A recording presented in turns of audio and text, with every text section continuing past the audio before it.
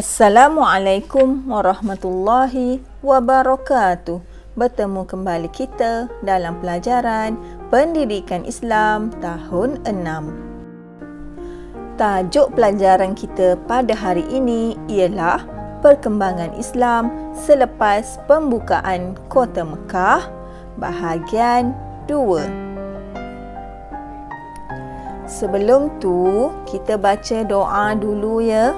Bismillahirrahmanirrahim. Rabbi syrahli sadri wa yassirli amri wahlul uqdatam min lisani yafqahu qawli. Ya murid-murid, kamu masih ingat lagi tak 3 strategi Rasulullah SAW menyebarkan dakwah Islam? Yang pertama, mengukuhkan negara Islam. Yang kedua, menekankan tanggungjawab berdakwah. Dan yang ketiga, menjalinkan hubungan luar. Baiklah, kamu nak tahu tak apakah kesan daripada dakwah Rasulullah SAW?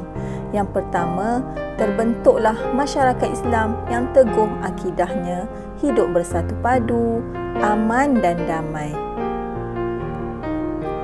Yang kedua, negara Islam semakin kukuh kerana setiap Muslim sanggup berkorban tenaga dan harta demi mempertahankan kesucian Islam dan negara. Yang ketiga, ramai yang memeluk Islam kerana setiap orang berperanan menyebarkan Islam dan pengaruh Islam semakin meluas di semenanjung Arab.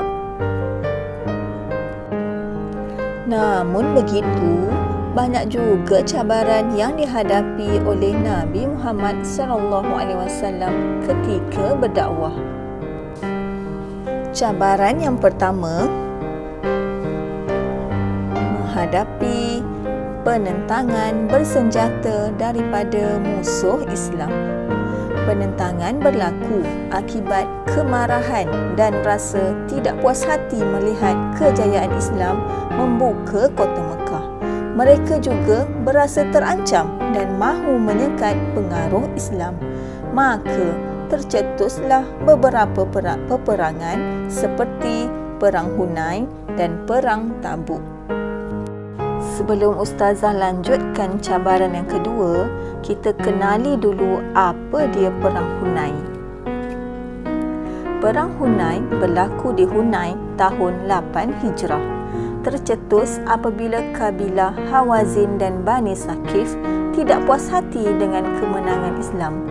Bilangan orang Islam ketika itu 12,000 orang. Kemenangan berpihak kepada Islam. Selepas itu, lebih ramai yang memeluk Islam, termasuklah ketua peperangan iaitu Malik bin Auf. Seterusnya, kita ketahui pula Perang Tabuk iaitu berlaku pada 9 Hijrah.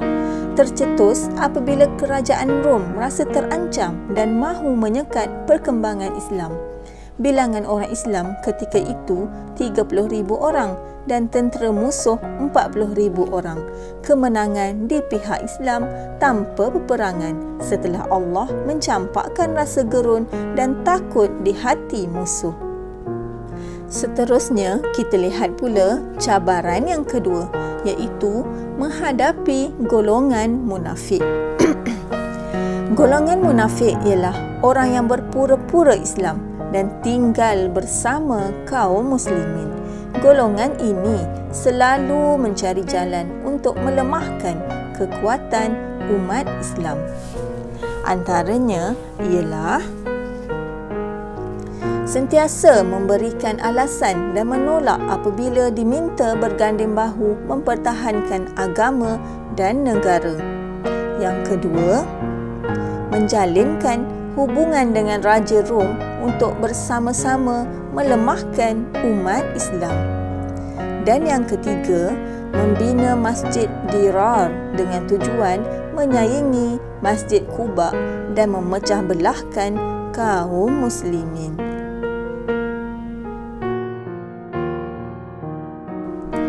Baiklah murid-murid, iktibar daripada perkembangan dakwah Islam ini ialah kita hendaklah melaksanakan tanggungjawab berdakwah menyampaikan kebenaran Islam kepada semua dengan ilmu, perancangan dan cara yang berhikmah. Yang kedua, hendaklah memelihara kesatuan dan kesepaduan umat Islam dan rakyat Malaysia supaya negara kita stabil dari sudut politik, sosial dan ekonomi. Dan yang ketiga, musuh Islam sentiasa mencari kelemahan kita. Oleh itu, kita mestilah menuntut ilmu kerana dengan ilmu kita dapat menangkis dakwah-dakwah daripada musuh Islam. Baiklah murid-murid, dari sejarah perkembangan selepas pembukaan Kota Mekah ini dapatlah kita rumuskan dengan pertolongan Allah dan pengorbanan Nabi Muhammad SAW serta para sahabat, kini Islam telah berkembang ke seluruh dunia. Sekian, terima kasih kerana menonton.